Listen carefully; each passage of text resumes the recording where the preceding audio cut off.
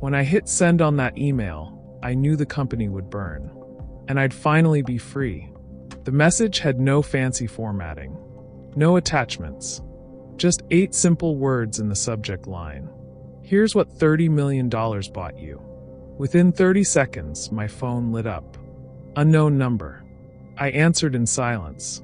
A voice I knew too well exploded through the line. What the hell did you do, Tom?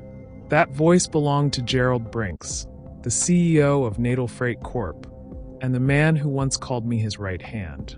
Now, he sounded like a man whose empire was cracking under his feet. Good.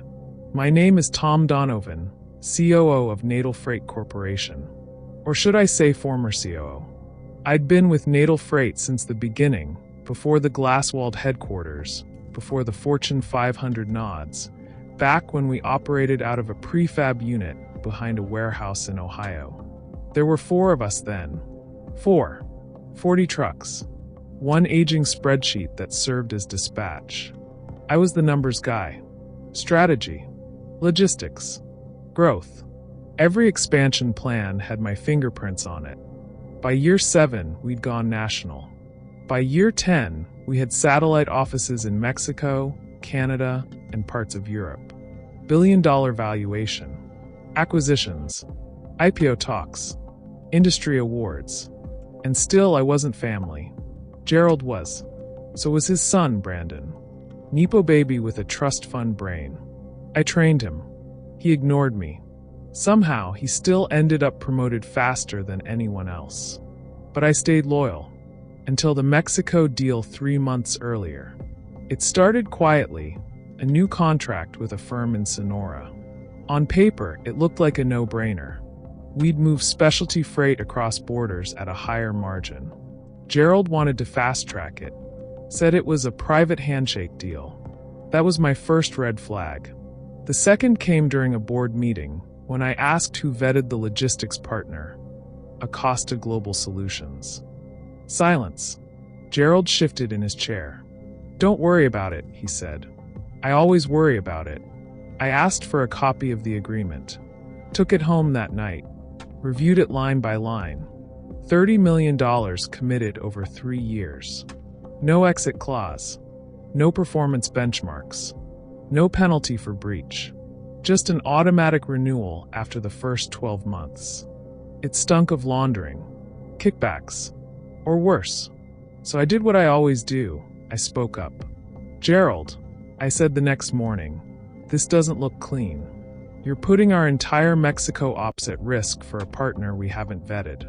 He smiled that cold, paternal smile. You've been with us a long time, Tom. But this deal is happening. With or without your blessing. That was the last civil conversation we ever had. 1 week later, I was retired. The PR spin was classy. Tom Donovan to step down after 14 incredible years. Internal memo praised my loyalty. My leadership. Said I was pursuing new ventures. What the memo didn't say was this. I was forced to sign an NDA so restrictive it banned me from consulting in my own field for 2 years. They wanted me silent. And for a while I was. But Gerald forgot one thing. I was the architect of Natal Freight's digital backbone.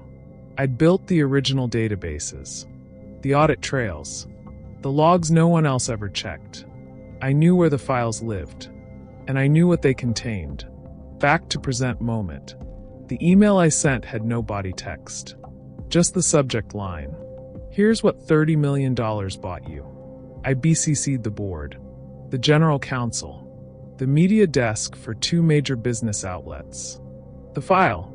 It was a time-stamped audit trail of every financial transfer linked to Acosta Global Solutions. Shell invoices. Matching dates between internal memos and wire transfers to accounts in the Cayman Islands. The panic started within 10 minutes. Calls. Emails. A few attempted Zoom invites I ignored. Then Gerald's call. What the hell did you do, Tom? I waited 5 long seconds before answering. I told the truth. You signed an NDA. You could go to jail. So could you. He hung up. The irony? They thought pushing me out would protect the company. They didn't understand something basic, something I learned the hard way over 14 years.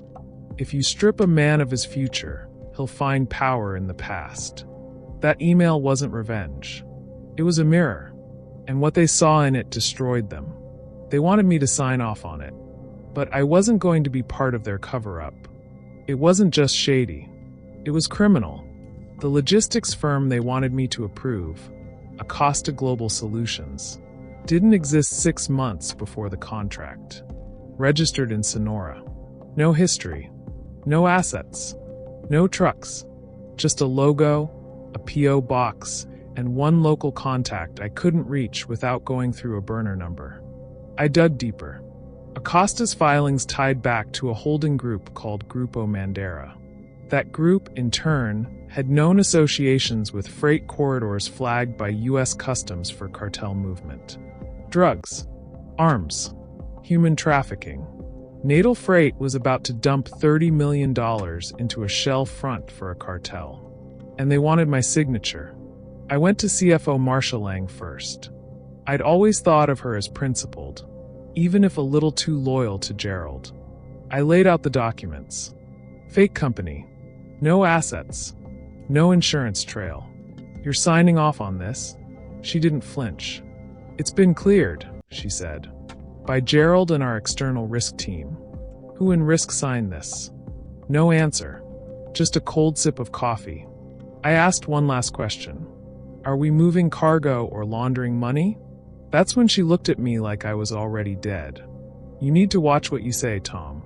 These are serious accusations. Yeah, they were. And they were true. Have you subscribed to our channel yet? Hit that subscribe button and the notification bell so you don't miss any of our upcoming videos. I escalated what I saw. 2 days later, I walked into Gerald's office with the printouts in hand. Don't start, he said before I even sat down. This is fraud, I said. It's business, he shot back. Global routes. Tax strategies. High-value lanes.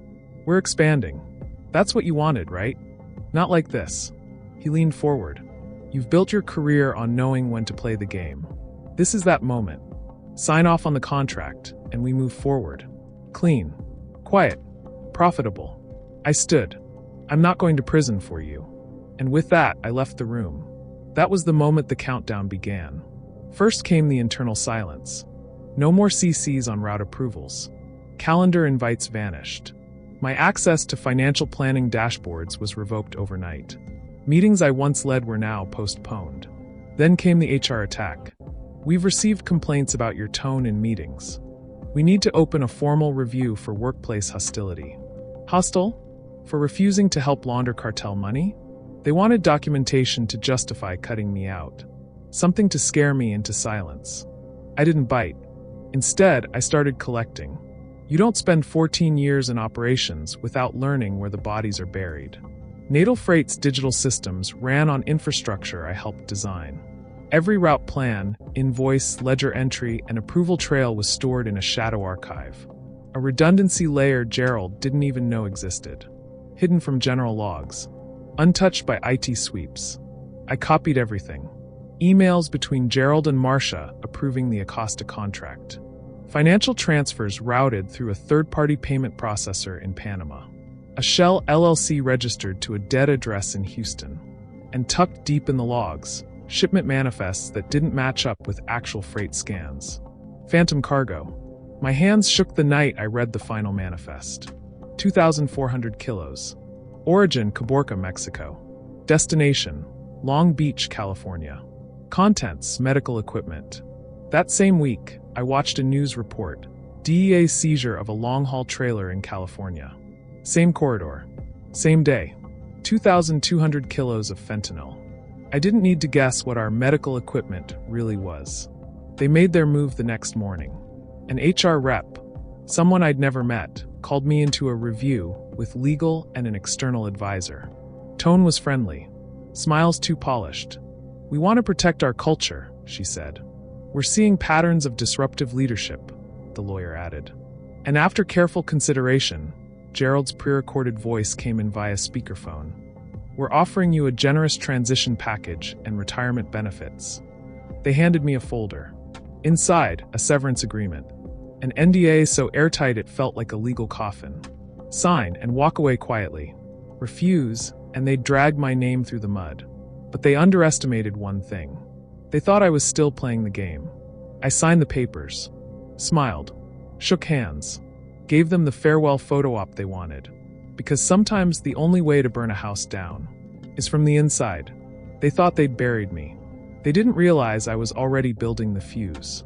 That night, I loaded all the data onto a secure drive. I scanned the contracts, backed up the files, cross-checked wire logs, built a clean timeline. Then I made one more move. I created a dummy email account with a name they'd never trace.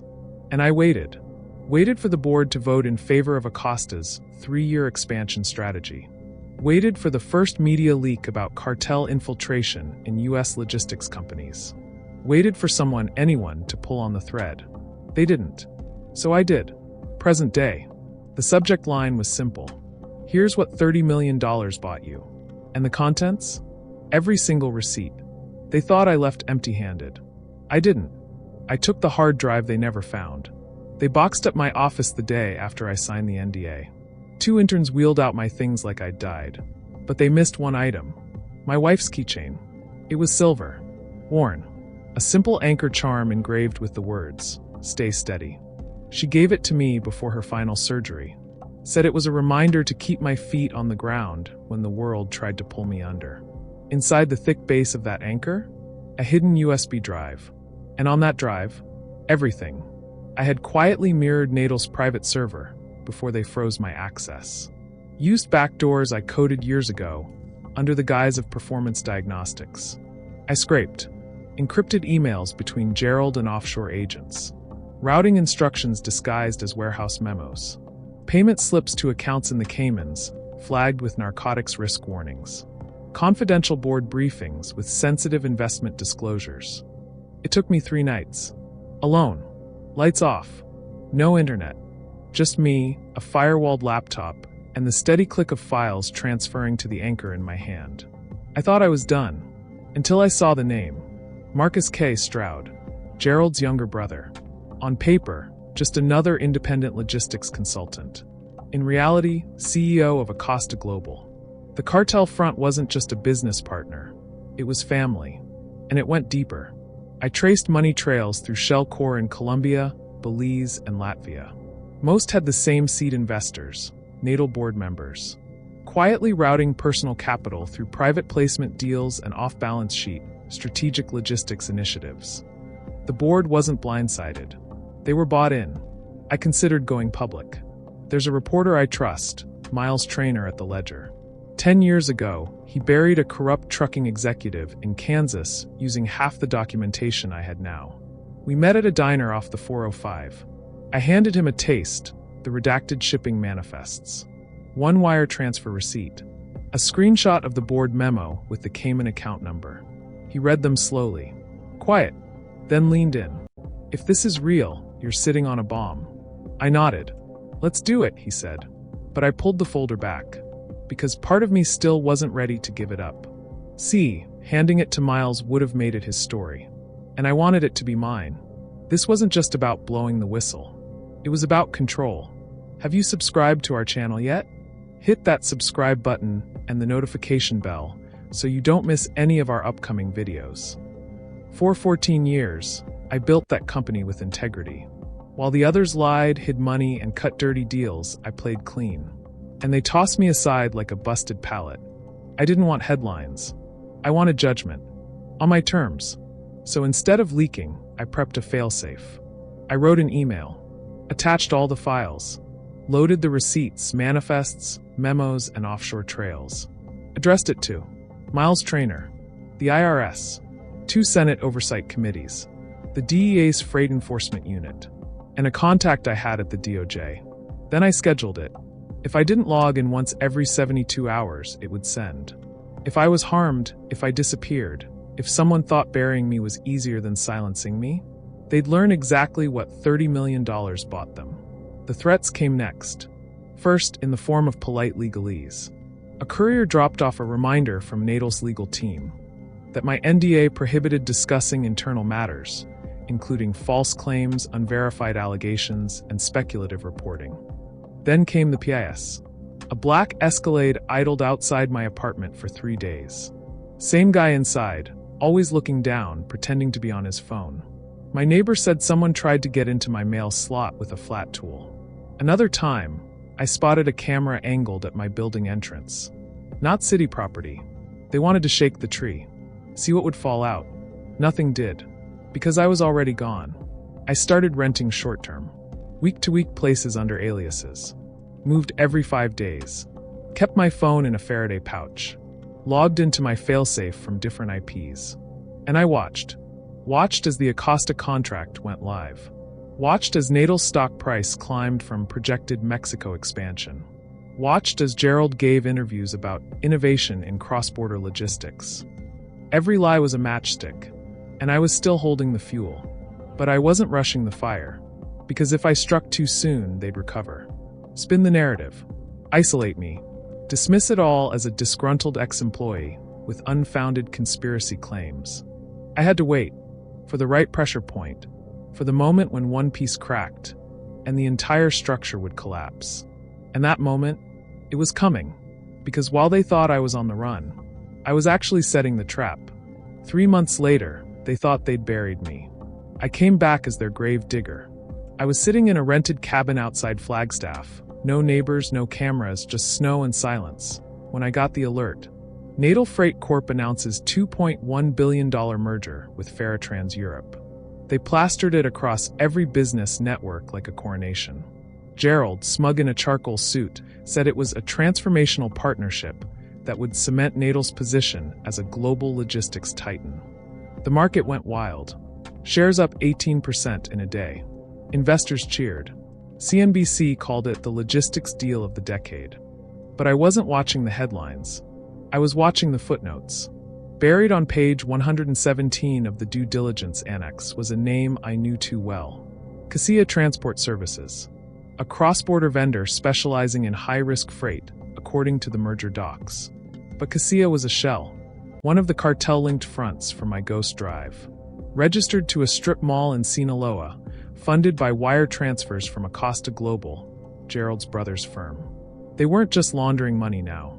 They were internationalizing it, using a multi-billion-dollar merger as cover to legitimize the operation. And the board had signed off. All of them. I knew then it was time. The fuse had burned long enough. No more hiding. No more waiting. I booted up my offline laptop. Slotted the Anchor keychain into the USB port. The files were there, clean, indexed, timestamped. Everything from Acosta Global wire transfers to encrypted email threads titled Vendor Sanitization Protocol. But I added more. Screenshots from the merger binder. Emails between Gerald and Faratrans executives referencing legacy vendor grandfathering. And a 3-sentence confession from a lower-level compliance officer. We flagged Cassia as high risk, but were told to leave it in. Per Gerald, I updated the archive. Zipped it. Encrypted it. Then I opened my email. 2. SEC Whistleblower Division. U.S. Department of Transportation Oversight. Miles Traynor, The Ledger. Erica Choi, Global Business Daily. All members of Natal's Board of Directors. Subject: Here's what $30 million bought you. The body of the message was short. This is what you paid to hide. What you approved. What you signed your names to. The merger is a mask. Cassia is a conduit. And Natal Freight is a willing accomplice. You thought I'd disappear. You were wrong. See attached. I hovered my cursor over send, took one breath, and clicked. The silence that followed was brief. Eerily brief. 6 minutes later, I got my first reply. Not from a board member or a government agency, but from Miles. Jesus, Tom. I just opened the files. Are you in a safe location? Because this isn't just a story. This is a takedown. He didn't have to tell me that. I already knew. Within the hour, I was pinged by a contact from the Department of Transportation. Not officially, just a burner text. Received. Reviewing now. This goes deep. Then my inbox lit up again. One by one. SEC auto acknowledgement. Email from Erica Choi asking for an interview. Another from an anonymous account simply reading. You just nuked $1 billion deal. because the files were already circulating. Someone leaked them to Bloomberg. They ran the headline within 24 hours. Exclusive: Natal Freight merger tied to Shell company linked to cartel activity. The stock tanked before lunch. I watched it unfold from a diner 50 miles outside Phoenix, sipping burnt coffee while Natal's boardroom bled across the ticker tape. First, Ferrotrans paused the merger to conduct internal review. Then the DOJ confirmed an open investigation into vendor compliance at Natal Freight Corporation. Gerald gave a press conference where he looked like he hadn't slept in days. Said words like unfounded, misinterpreted, and disgruntled. But the file didn't lie. And the board members? They weren't rushing to defend him. Because I hadn't just exposed the deal. I'd dragged every one of them into the light. Natal's chief compliance officer resigned by nightfall. The next day, the board's audit chair issued a statement calling for an independent internal probe. Shares dropped another 22%. And inside the company, panic set in. I knew because someone from legal, an old colleague I trusted, called me. Not to threaten me, to thank me. They tried to drag me into this, Tom. You stopped them. You really did. I hung up the call and stepped outside. The Arizona sky was blinding. But for the first time in months, I didn't feel hunted. I felt whole. Because this wasn't just revenge. It was correction. They tried to gut the company from the inside. Feed it piece by piece to shadows in exchange for dirty millions. They thought they could silence me, isolate me, replace me. But I had the truth. And now, so did the world. I didn't just take down the company.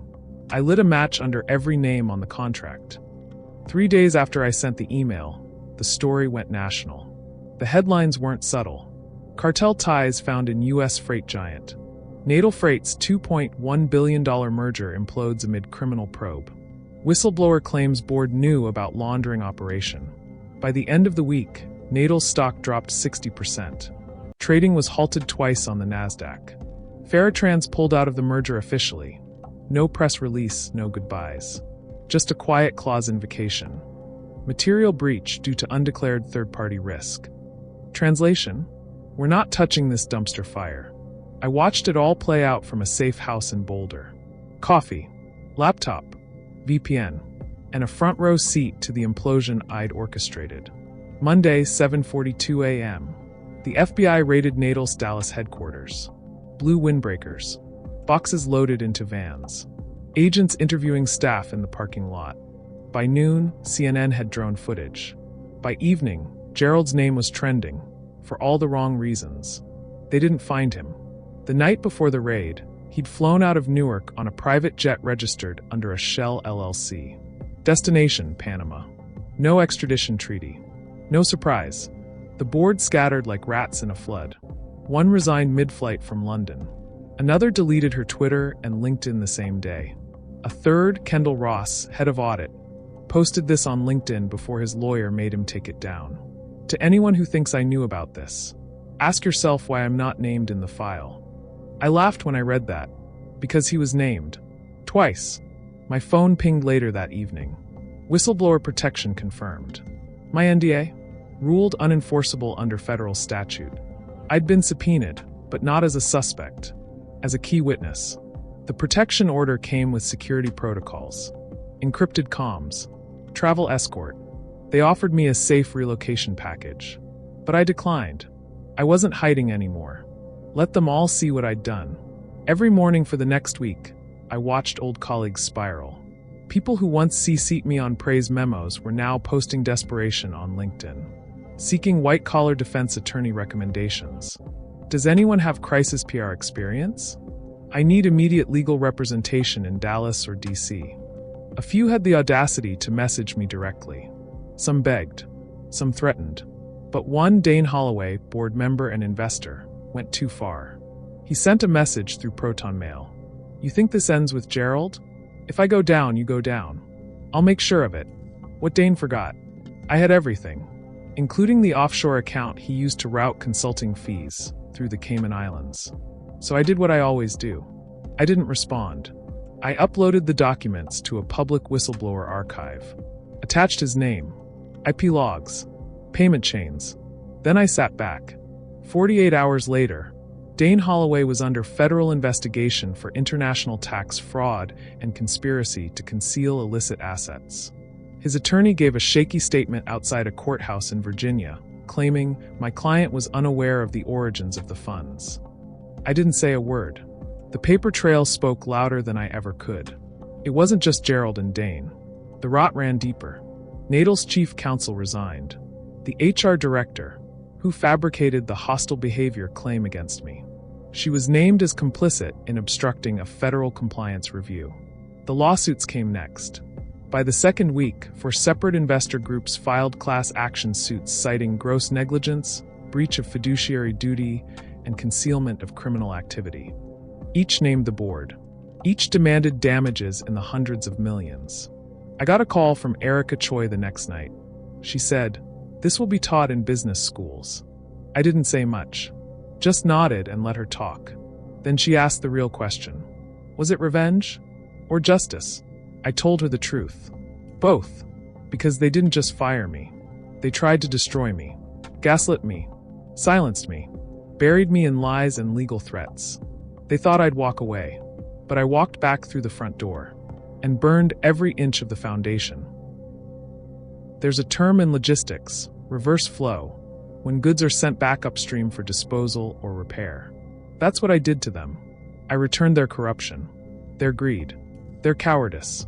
Package signed, sealed, and delivered. Now, the company's in freefall. The boardroom's a crime scene.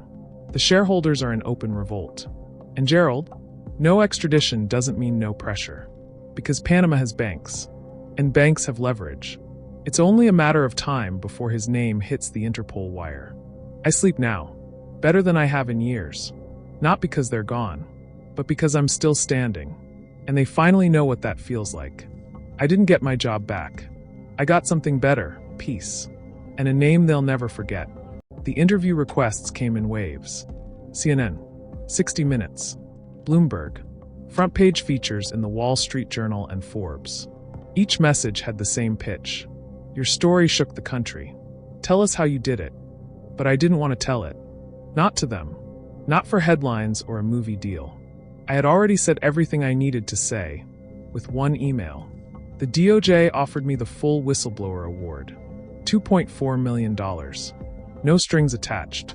It was mine under federal protection statutes. Some would have used it to disappear. Or celebrate. I did neither. 2 months later, I made a quiet wire transfer. The funds went to 5 families. Mothers, widows, children, their husbands and fathers, truckers under Natal's contract, had died in rollover crashes, hauling overloaded trailers down roads no one should have driven. Natal's legal team blamed driver error. But I'd seen the truth in those suppressed reports. Faulty routing. No brakes. No backups. Those men didn't die from mistakes. They died from margin goals. So I gave their families something Natal never did, acknowledgement. No press release. No press at all. Just a letter. He deserved better. You deserve justice. This won't bring him back, but maybe it brings a little peace. As for Natal, it no longer exists. The name, the brand, the billion-dollar legacy erased. By federal order, the company was broken up. Contracts redistributed. Assets liquidated. No logo. No website. Just a string of legal cases and an abandoned building off Route 183. The sign came down one morning in early spring. A cracked end swinging sideways, ripped down by a forklift operator who used to work dispatch. When it hit the ground, the sound echoed like a closing door. Gerald was still in Panama. For now.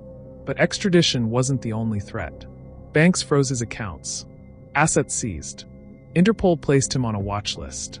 Eventually, he'd run out of countries, favors, and friends. His empire, built on fake contracts, drug laundering routes, and blood money, was now evidence in a federal case. I didn't need to be in the courtroom. Just knowing it existed was enough. People kept asking what I'd do next. Consulting. Write a book. Run for office? No.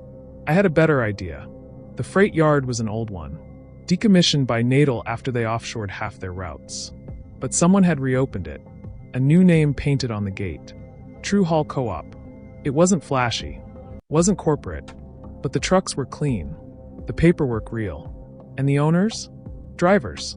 Guys who'd been chewed up and spit out by companies like Nadal. Now they ran their own schedules, managed their own routes, made their own money. No middlemen, no blood trails. I stood by the gate that morning, coffee in one hand, wind tugging at my collar. A few of them waved when they saw me. One nodded and said, "Appreciate what you did, man." I didn't say much back, just lifted my cup. The truth is, I didn't do it for recognition. I did it so people like them could finally breathe. People think revenge is fire and fury. It's not. It's silence. Control. A scalpel, not a hammer. I didn't scream when they buried me. I documented. I didn't fight when they locked me out. I watched. And when I struck, it wasn't emotional. It was surgical. They built an empire on stolen freight and backroom deals. They profited off fear. Silenced whistleblowers. Lied to investors.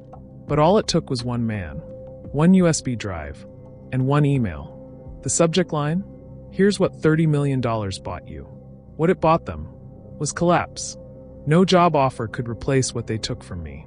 My integrity, my voice, my peace. But now, I have something better. I walk streets without looking over my shoulder. I wake up without dread. I see justice, not in headlines but in motion. Somewhere, they're still whispering my name in boardrooms. Cautionary tale. Nightmare scenario. The one they couldn't break. I don't mind. Let them whisper. Because while they scramble to survive lawsuits and indictments, I've moved on. They built an empire on stolen freight and blood money. I sent one email, and now all that's left is smoke. Here are some questions for you, our viewers. Do you think Tom was justified in taking the company down this way? What would you have done with that kind of evidence? Should whistleblowers be protected even if it destroys jobs? Share your thoughts with us in the comments section. Hit the like button, subscribe to our channel, and turn on the notification bell because we have more stories coming up just for you.